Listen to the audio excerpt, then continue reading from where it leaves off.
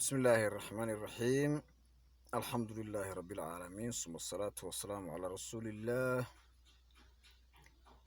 وعد السلامي ولاليال عنك اوفيشيال عنك ميديا شعبك igu xiran iyo inta aan ba igu xirnaynba horta waxaan idin codsanayaa subscribe-ka intaan ila joogin intii ila joogtayna dee like iyo share iyo comment waa xaggiina weeye. waxaan rabaa inaan dul istaago xalayto shirkii 2 saac oo habeenimo ka bilowday muqdisho ay ku shirayeen midowga musharaxiinta iyo dowladda oo uu matalay ra'iisul wasaaraha iyo wasiirka arrimaha gudaha. shirkaas aad baan horta u soo dhaweynayaa dowladdu maadaama ay wada hadal la yeelatay midowga musharaxiinta.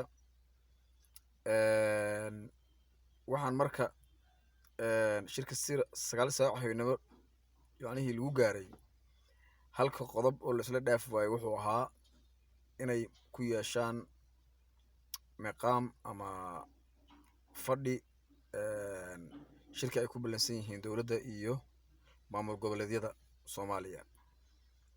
marka waxaa isweydiin mudan midowga musharaxiintu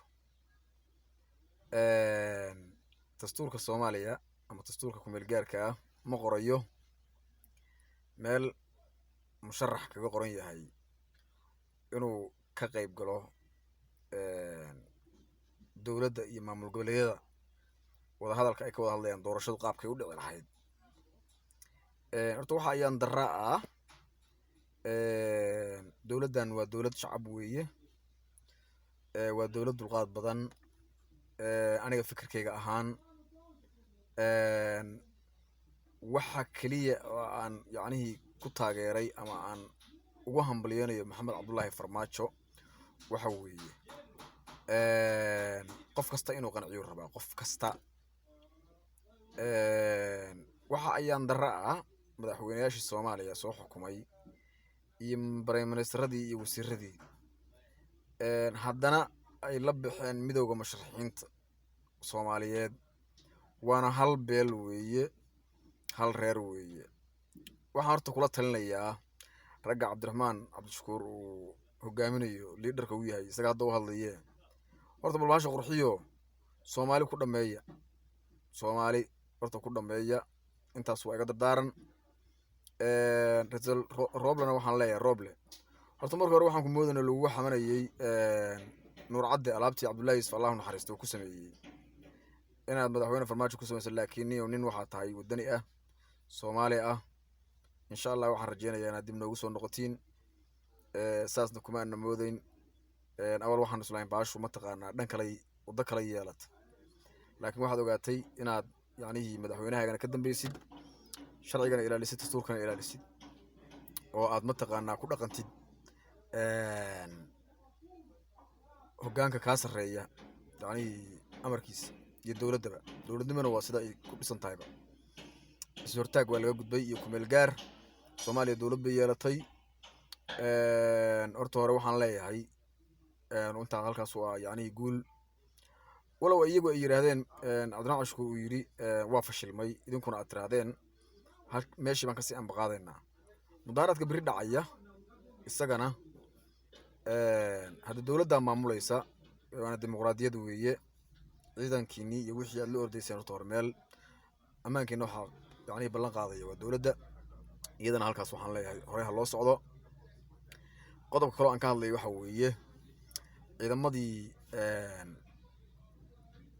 Puntland yacnihii arrinta ay sameeyeen iyo argagixisadii ay yacnihii wixii xalay fawaaxishnimada ah ay sameeyeen looga adkaaday. intii dhimatana Allah u naxariisto, inta dhaawacantana Allah bogseeyo. laakiin waxaan kula talinayaa Puntland war adkaysta yacnihii xuduudadiina. waxaanan kula talinayaa Saciid Cabdullaahi Deni in qof kasta uu sameeyo aqoonsi Soomaaliya, qof kasta oo soo gelaya cid is aaminaysa ma leh.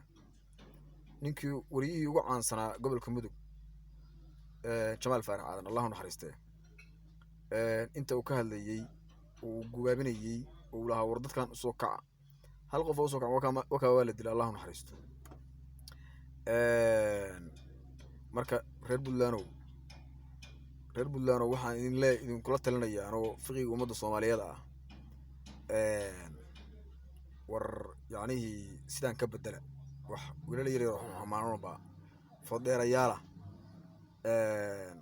khalkhal ma gelin karaan ammaan darrada Puntland waad qaangaadheen waad baaluqdeen 22 sanaad maraysaan.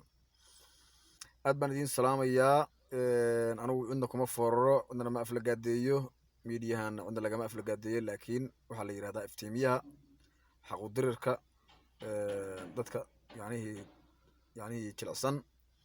aad baan idiin salaamayaa dhammaantiin waa idin jeclahay insha allah 131 baan maraynaa 1 milyan waa gaarinaa idanka rabbi sina sheer gareeya. waxaan idin leeyahay asalaamu calaykum waraxmatullaahi wabarakaatuhu. Soomaali ha israacdo.